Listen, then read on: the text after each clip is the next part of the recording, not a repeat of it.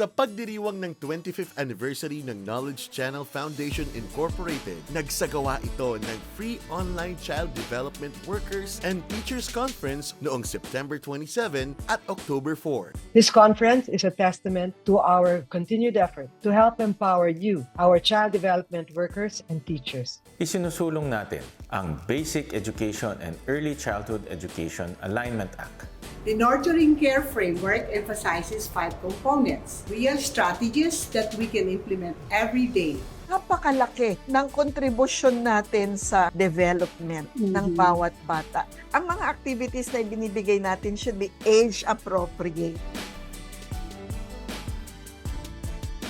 Abangan ang mga susunod pang conference sa Knowledge Channel social media platforms.